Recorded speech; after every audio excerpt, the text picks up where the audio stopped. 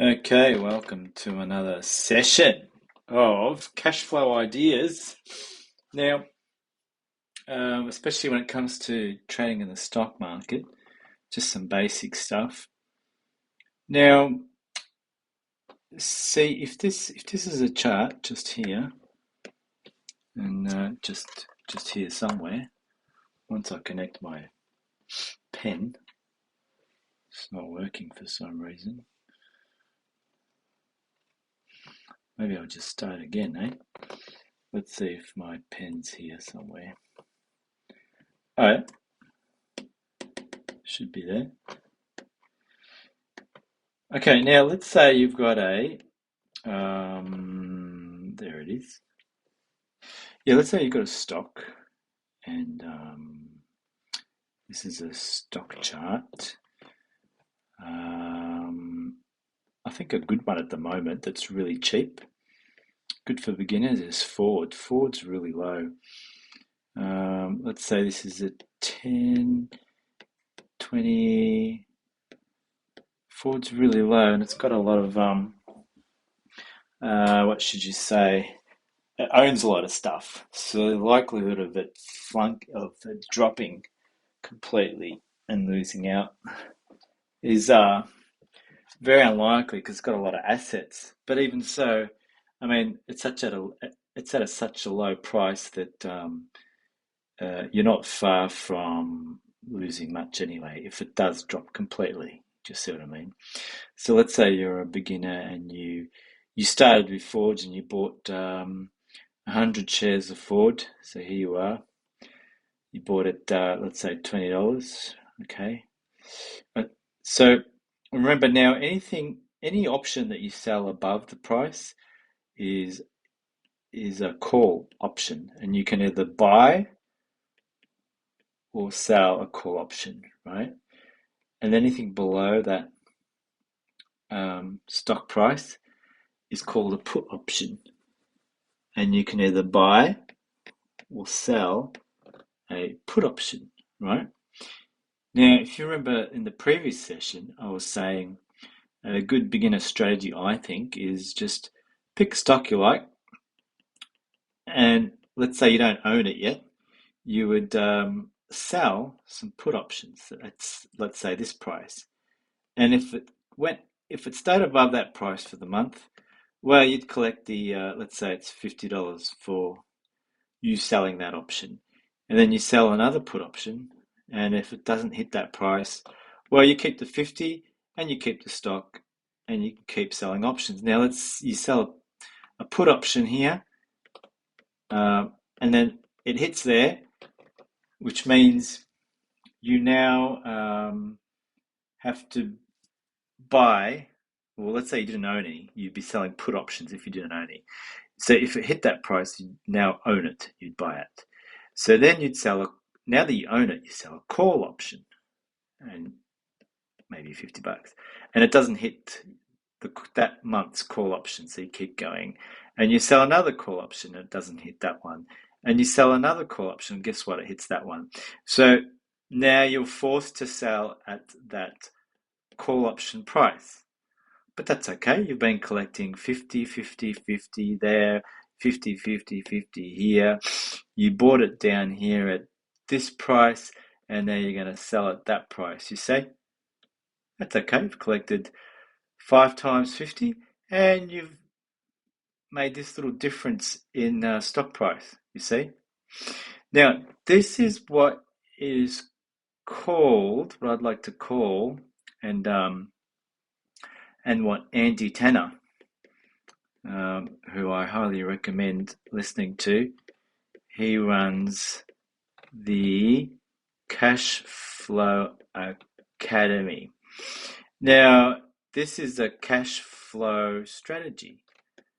So you're flowing cash just from owning, from buying, from owning and selling options around what you own. And you're cash flowing, you see. And it doesn't matter what the market does, whether it goes down. If you own it and it goes down, guess what? You're going to sell call option, call option, call option as it goes down. And as it goes down, you're going to collect your premium, premium, premium, premium, premium. You couldn't care less if it keeps going down. You're still collecting premiums on your call options. And if it goes up, you couldn't care less either, because you're going to collect, let's say you don't own it and it keeps going up. Well, you keep selling your put options, right?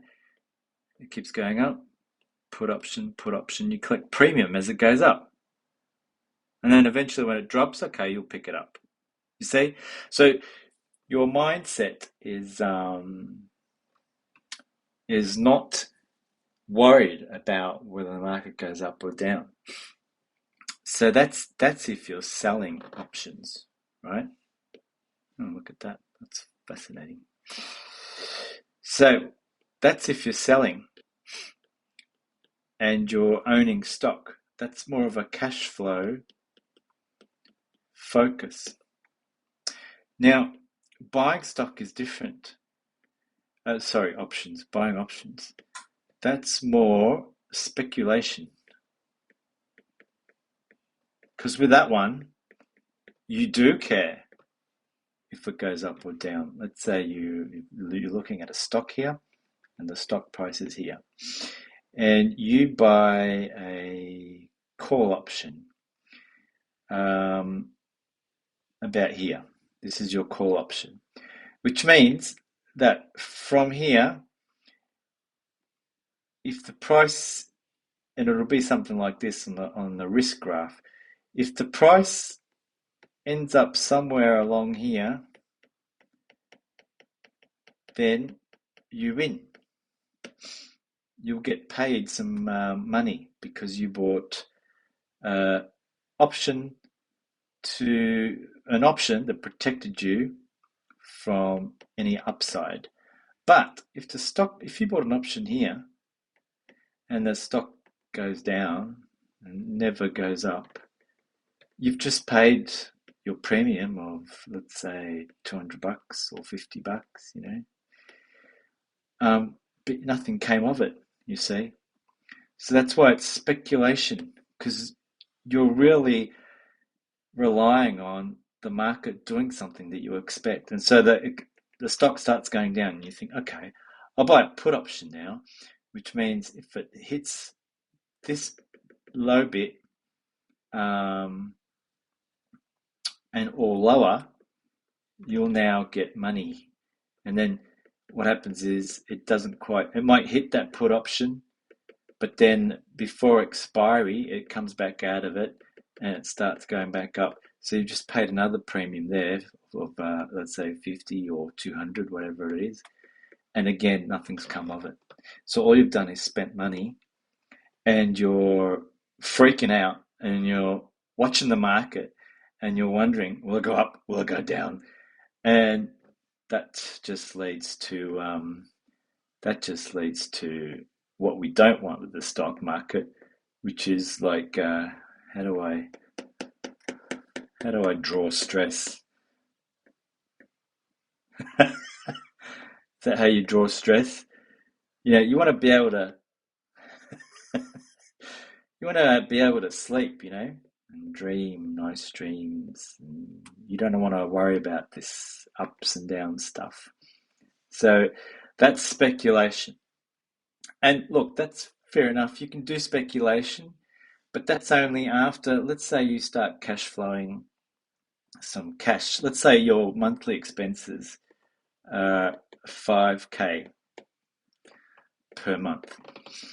And now you're cash flowing, 10K per month. You're cash flowing well and above what you need. Then, all right, let's take $1,000 and let's speculate.